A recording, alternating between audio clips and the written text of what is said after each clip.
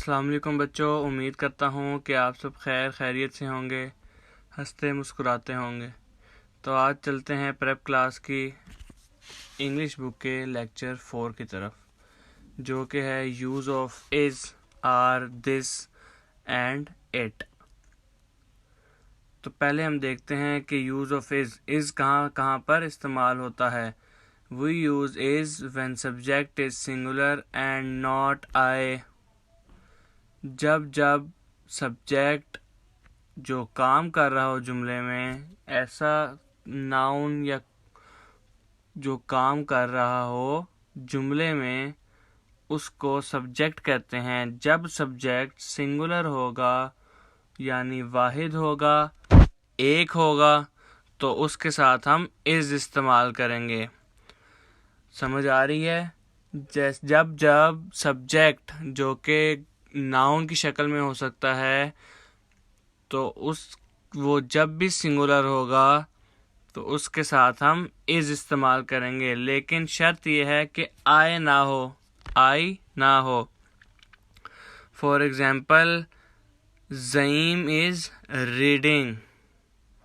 Zaeem singular है, एक noun है, सब्जेक्ट है। सब्जेक्ट हमेशा सेंटेंस के शुरू में आता है। ज़ईम एक सब्जेक्ट है, ज़ईम नाउन है, ज़ईम सिंगुलर है, इसीलिए हमने उसके साथ इज़ इस्तेमाल किया। Ibrahim is writing. Ibrahim singular है, इब्राहीम नाउन है, इब्राहीम सब्जेक्ट है और सिंगुलर है, इसीलिए इसके साथ हमने इज़ इस्तेमाल किया। एहसान इज़ स्टैंडिंग। एहसान सिंगुलर है और एहसान सब्जेक्ट है, इसीलिए हमने इसके साथ इज़ इस्तेमाल किया। अब चलते हैं we use are when the subject is plural. जब भी सब्जेक्ट नाउन एक से ज़्यादा होंगे तो उसके साथ हम आर इस्तेमाल करेंगे। For example, Rafia and Noreen are cooking. Rafia एक और नूरीन एक, दो हो गए, दो सब्जेक्ट। एक सब्जेक्ट राफिया, एक सब्जेक्ट नूरीन, दो सब्जेक्ट हो गए, तो उनके साथ आर इस्तेमाल करेंगे।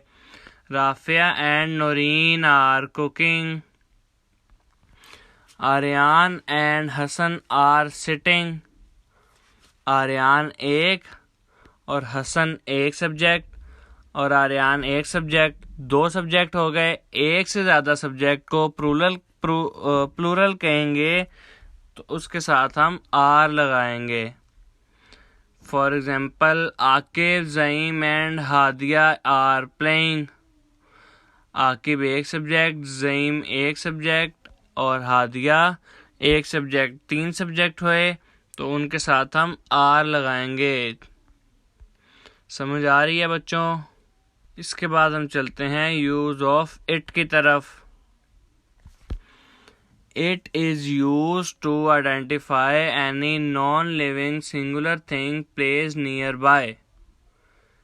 जब भी कोई चीज़ हमारे करीब होगी, चीज़ से मुराद नॉन लिविंग थिंग्स जो कि ज़िंदा नहीं हैं, या ऐसी चीज़ें जो एनिमल हैं, उनके साथ भी हम इट इस्तेमाल करते हैं। नॉन लिविंग थिंग्स या एनिमल्स के साथ हम इट इस्तेमाल करते हैं, लेकिन कब? जब वो करीब होंगी, हमारे नज़दीक होंगी। For example, it is a hat. ये एक हैट है।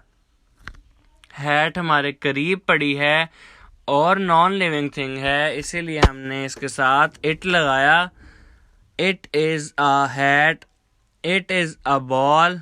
बॉल नज़दीक है और हमारे पास पड़ी है और नॉन लिविंग थिंग है, इसीलिए हमने इसके साथ इट लगाया।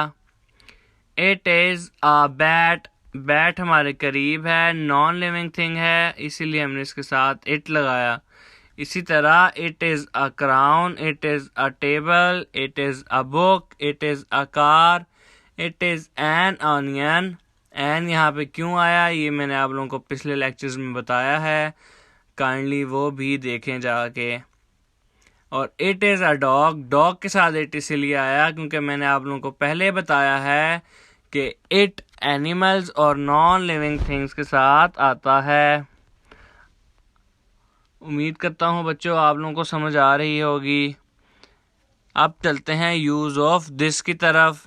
This is use for any living thing placed near by. जब भी कोई लिविंग थिंग हमारे करीब होगी तो उसके साथ हम दिस लगाएंगे। For example, this is Abdullah, ये अब्दुल्ला है। दिस इज़ अनस, ये अनस है।